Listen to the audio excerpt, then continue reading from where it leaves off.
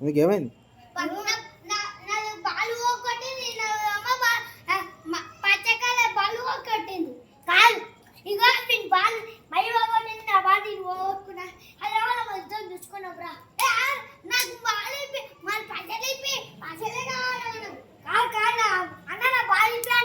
Okay okay ఏమైంది ఏమైంది? అవునా? లడ్డుగాడు కూడా బాల్ అవతల వేసిండు. నువ్వే అవతల వేసినావు అరే లడ్డు?